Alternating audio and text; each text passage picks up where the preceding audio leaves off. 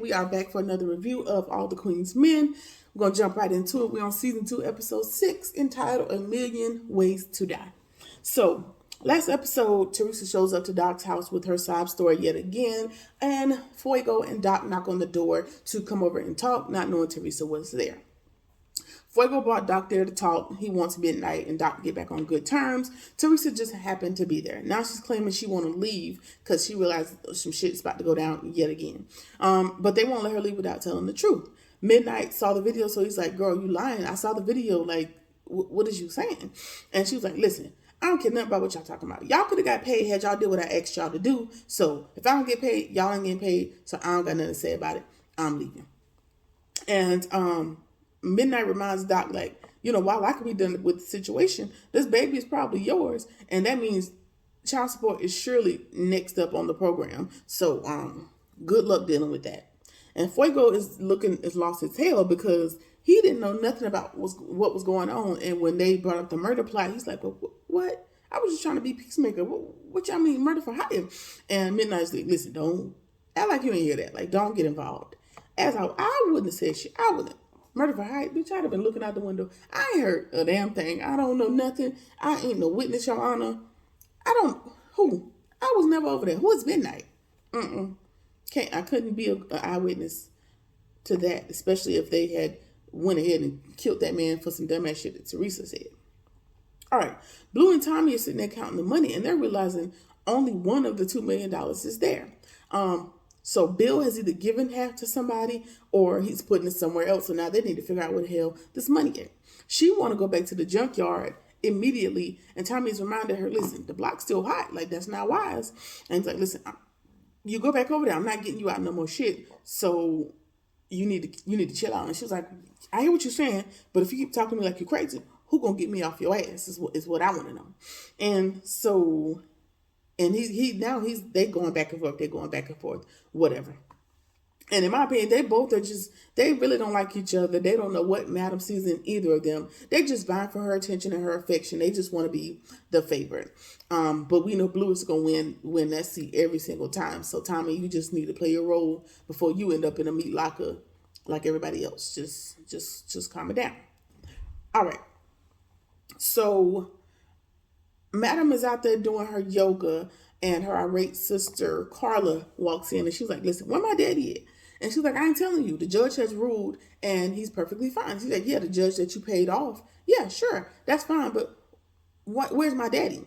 Oh, well, why do you want to know, Carla? And Carla's like, all right, don't keep talking to me too crazy, because while you are who you are, don't forget who I am too. And she was like, yeah, I know. This is what I'm telling you. Just go ahead and leave, because I don't want to go there with you. And so she was like, listen, act like you know, not like you're slow. Like, while you can get busy, I can get busy too. So I guess Big Sister Carla might have been the one to put you up on game, and she got out the life. I don't know, but Big Sister Carla is that person, like, that kind of have Madam, she'll go back and forth with you, but she's not going to go too far. So I don't know, because the way you move, Madam, you kill people for, like I said, little or nothing. So Carla should have been off the face of the earth, but maybe because that's your sister. Sure, we'll go with that. All right. And she hands out another threat. Like, she was like, you're going to pay for this. You took my daddy and you hit him for me. You're going to pay for this. So just stay tuned, motherfucker. All right. Mama Patrice then stole Amp's address from the records. It's just crime after crime. It's crime after crime at this point.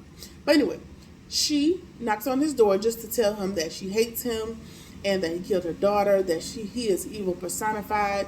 And she said it's not a conversation. I'm just here to get all of this off my chest one final time, because I can't continue killing myself by way of being angry with you. She was like, listen, I stood over you and I had everything I needed to end your life, and nobody would ever know and nobody would ever trace it, but I just couldn't do it. Somewhere in my heart, there's still a little bit of good, but as for you, my friend, you are evil and you are the lowest of the low. She was like, again, I need to say this so I can move on. And, I don't care what lie you've been telling yourself about this accident. And she was like, listen, in his mind, he realized like they were happy. It was just a horrible freak accident, because he was out of his mind. He has no idea. And she was like, listen, that's not it. I heard you. I heard you were screaming at her, and I heard you did it on purpose. She had me on the phone, and then she has her work phone in her hand. She was like, "Yeah, she called me, but she wasn't talking. I could hear her talking to you." So in my mind, that let me know, hey, she put me on speakerphone so that I could record the conversation, and so I did. And I'm gonna play it because the judge wouldn't let it be played at court, but I'm gonna play it for you now. And she plays the tape, and he was yelling at her about a bunch of shit, and he thought she was cheating, and she making him look stupid, and I will kill you and me. I'll kill us both. Basically just going ham, like really just going off the rails, talking to the daughter, and you could see like there was just pure fear and panic in her face as they're just speeding down the road. She's like, Amp, slow down. Don't tell me what to do. Like, I'll air this bitch out. And so Amp is just yelling at this girl, like just going off the, just fussing about what he's fussing about. And in the flashback, it doesn't look like he crashed into whatever he crashed into on purpose. It looks like he wasn't paying attention. But if you're somebody on the phone, I could see how you'd get to, oh, you yelling at my daughter, you just threatened to kill both of y'all in there, and then you run into something. I could see how that would translate to intentional, as opposed to you weren't paying attention, you was hyped up off of this, and you crashed, and as a result of the crash, you killed my daughter. So that changes his whole perspective, because this audio confirms, like, listen, you can tell yourself all these lies you want to about y'all being great and it just being an accident, but I know the real you, and sooner or later that evil, that anger that's in you is gonna show up. And she tells down the girl, run, Molly, you in danger. Like, you run, you need to get out. It's domestic violence isn't funny, guys. I'm just laughing because I made the reference to the other movie. Okay, all right. You need to run. You need to get out. And Dom's like, all right, Miss Patrice, you need to go ahead and head out. Like, just go about your business. So she has pretty much crushed whatever assumption whatever dream he had in his mind about how things went down. And then he's coming to the realization that he definitely had a role in this lady's death, in that moment, and he starts to break down. And what I realized in this one was, like, him and Madam have more in common than he's willing to believe, because Amp came out of jail, like, with this whole holier than thou attitude. I don't do this, and this. And I was of the belief, like, he's just caught up in a bad situation, but underneath it all, he got a little personality that's willing to end it all also. Whether it's by way of being under influences, as in Amp's case, or by way of having a mental defect, as is in Madam's cases, which I believe they're a lot more family than they think. So unfortunately, that's just what he has to deal with. All right. Kat calls Officer Wilmot, which is the plant that they were about to kill last time, that claimed she wanted to be down and wanted to feed them information. And she asked them, how bad is the scene at the junkyard? And she's like, it's real bad. And she was like, you still want to be down? You need to tell me what you know. And she was like, there were no cameras.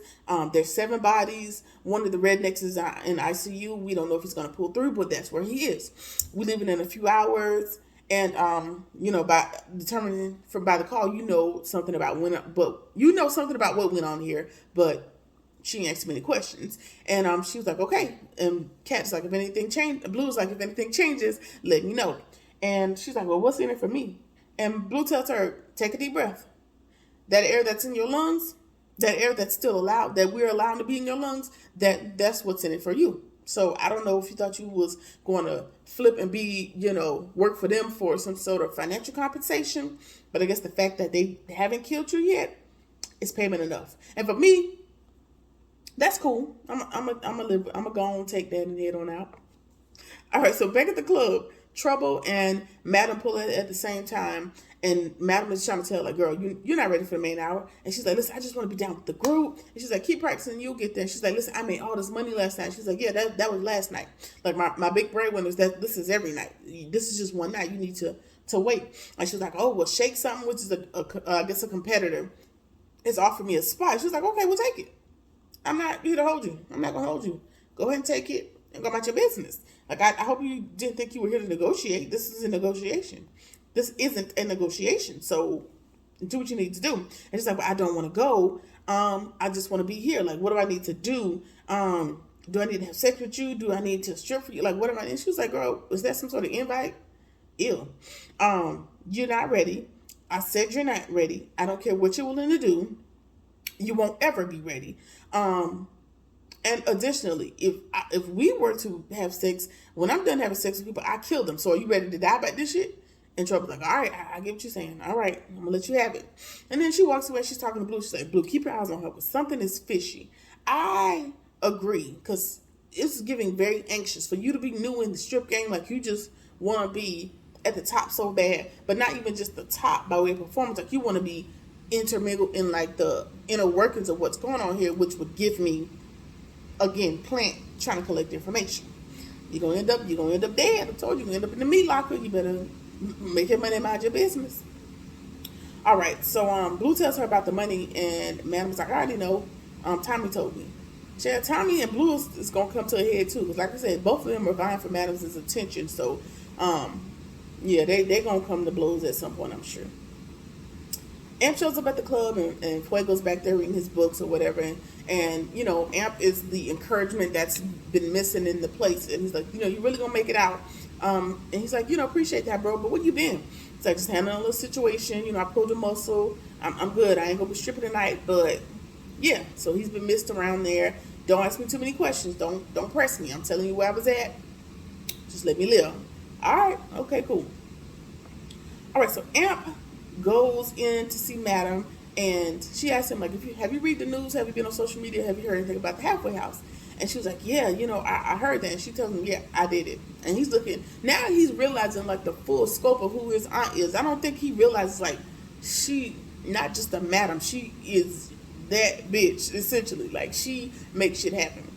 And he's like, what? Like, you did that? And she was like, yeah. And it was your boy Red. And so now, Amp is like trying to back off, like, that was my boy, like, he just made me bring him to the club. She's like, yeah, so somebody, I only know him by way of you brought him to my place of business, they robbed me and they knocked Dime out, and that's your homeboy, so all I'm saying is I'm giving you the information, it's not a problem, he's dead, it don't matter, but this is probably your warning, like, be careful who you bring in here.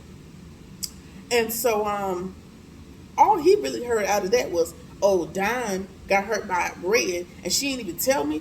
And Madam was like, listen, there's no room for retaliation because he's dead. So there was no point in telling her, also because you was in the hospital. She didn't want to give you more panic, so let it go. There's that anger seeping back out so soon because she's fine, the issue's handled, but you deep in your bag about it. You gotta let it go. But he not. Anyway, Fuego sees Doc outside, and he was like, listen, I ain't need for you to get into none of that. I just wanted y'all to talk it out. I really just need y'all to be okay. When I first got here, y'all two took me under y'all wing. You know, my life before this was very different, and I was just green. I didn't know what was up. And, you know, I just want y'all to be good again. And Doc was like, listen, stuff like this has happened before between me and Midnight. It just takes time. It's going to be all right. At the same time, Face and Patty. Patty is the lawyer that is low-key in love, harassing, stalking, was funding Babyface. And so they get into a little pissing match in the parking lot. You know I love you. I don't get it. Like, who's taking care of you now? Is it the judge? Like, what's going on? Girl, leave me alone. I told you it's over. Do you want your car back? Here? I don't care. And he was like, I'm gonna call Madam and tell her you harassing me, because I think Madam had already told one time before, like, leave Babyface alone in season 1, like, leave him alone. And so she's not taking heed, so they going back and forth, and he's like, listen, we done. And so that further confirms, like, the well done dried up, and this is why he's trying to supplement all his income in other ways, because she not funding his lifestyle no more, and she just can't fathom the fact that he can live without her, you know, shelling out the cash. And so and if I was you, I would get back good, because what are you gonna do? But anyway, she assumes he's messing with the judge, and then she reminds him, like, listen, I ain't taking the car this time. I'm gonna make you pay in a bigger way this time, like in more way than one. And I'm gonna take more than the car for you. Remember, I'm a lawyer and I know all your information. So good luck and F you. And so now we in another situation where another woman is trying to take Babyface down. And while that is the nature of this environment, it's not happening to all the guys. But how do I say? Babyface ain't found enough for all of this to be going on. Like out of all the Fab Four, Babyface shouldn't be the one that keeps getting in these fatal attraction type situations. So I really don't understand. I don't know. He just seems to attract trouble and strife wherever he goes. He's worrisome. And I'm starting not to like Babyface. I don't think I ever did like him, but he's just pushing me further and further to the side of somebody need to knock his head off. But we'll go with it. So now his life has been made even harder. All right, Rayshawn pulls up and he got him a brand new car too. Now, and Babyface is like, well, where you get this car from? He says, oh, Tandy and her husband gave it to me and they gave me 10 racks. And he's not saying it with bravado. He's saying it matter of factly, like, oh, Tandy gave it to me. The family you introduced me to last night, they gave it to me. You left. They gave it to me. And then he proceeds to tell that man, like, I put you on. You need to pay me, what they give you. And basically, like, I put you down. And then he punches the dude and takes his keys and was like, you or your girlfriend better come up with them 10 racks they gave you by tonight. So basically, he just bullies this man out of his stuff. You have enough going on, Babyface. And I don't know why his name is Babyface. It's giving adult face. But, Babyface, you got enough going on in your life. Why are you trying to bully this man out of his money for something that you were not willing to do? I don't get it. I don't understand. But it's the storyline, so we're going to go with it. All right, Amp is talking to Dime, and he is so mad that he didn't tell her about Red. He didn't like her keeping stuff from him. Like, you can see that anger seeping out. Now they in there arguing. And she reminds me, like, listen, you didn't tell me everything about the car wreck, and I have my reasons for not telling you everything that happened at the club that night. So we made decisions. It's fine. It's okay. So now he is mad. He is mad, and he just hot in the collar about it, child. He don't want to be bothered. Okay, Amp, your colors is showing, and that takes me to another point. You wanted to slow it down, Diamond? Slow it down some more, because you don't really know nobody until you see them. How Steve Harvey said it, as if he's anybody's guru in relationships. He's not, but we're not gonna get into that. You have to see people in all 4 seasons, and he doesn't really mean seasons of the word, not the temperature seasons, but like angry, mad, broke, happy, everything, to see how they handle those emotions, because you won't know that until later on once you done got stuck. Now you living with the man and he got potential homicidal anger, pent up. What are you gonna do? Now, if I remember Dime last season, her storyline included something domestic violence, which is how she ended up being taken in by Madam. So you're about to end up back in that situation because you so eager to be with this man. All right. Midnight and Doc, they go outside and they're chatting, and they go outside to chat, and Teresa's husband is there. I'm assuming Midnight invited him there to further confirm to Doc that, I wasn't trying to get with your girl. This is a whole setup put in place by Teresa. Teresa's husband shows Doc the video of her slamming her own damn head in the refrigerator. And he's like, listen, give me something. Like, did she ever love me? Like, did she say we would get, like, just give me something, like, man to man. And Doc still don't want to answer none of the questions. He was like, well, what your wife didn't tell you, I can't confirm. I can't give you nothing. You're gonna have to take that up with her. Like, I don't roll like that. Like, you take that up with her. And he's like, listen, all I did, I did all I could. I couldn't even afford things, and I did things for her. Everybody told me not to marry her, told me she was crazy, and I did it anyway. Like, stall me out. Like, give me something. And Doc claims, like, I don't owe you nothing. And he's like, listen, I saw the accounts. Like, you mean something to her. She was giving you more money than she was giving her own mother. And I just want, like, did she mention me? Did she at least love me? And he's just begging. At this point, he's begging Doc for information, like something. And he's like, listen, like I said, talk to your wife. And so he tells him, like, listen, the DNA test is going to be back any day now, and it's looking a lot like this baby's finna be yours. And it also looks like Teresa's going to jail for putting these hits out on me, so this portion of your free ride is going to be over, and you are probably going to have to take this baby in. So you're going to have to settle that with your life. And if I could, I would beat your ass right now, but I know I can't. So just go on in your little strip club, essentially, is what that man said. This man is hurt. This man is tore up because he really loved Teresa, even though she was crazy from jump, and now she's trying to kill him and take everything he got. At this point, I just say take your losses, get the DNA test back, get the confirmation that this baby's not yours, and let Teresa go on about her life. Change your address, change everything about it, and just go on, because it ain't gonna never end well for you. All right, Trouble is talking to Rayshawn, which is talking to Rayshawn, and she saw that Babyface punched him, and she always working some kind of something in the back too. And she tells him like, listen, I can tell you how to handle him. And he really didn't entertain it. He's like, well, how do you make money outside of here? And then he goes on to confess everything from last night, like everything he did with the Babyface and Miss Tandy and all of that. And now Trouble wants to be put down, and she's like, yeah, don't let them pimp you, and you better go get your money back from them. Don't let them hold you like that. Like, go get your stuff. So now Trouble want to be put down with Tandy and all they got going on. Yeah, Trouble is just always in the midst of something. Her and Babyface just always in some shit for whatever reason. So now we'll see what happens with Trouble trying to get put down with Tandy. All right. So then she sees Amp talking to the Fab Four, and she's eavesdropping around the corner. And Fuego tells him like he been sick, just stall him out, leave him alone. Nobody really believes it.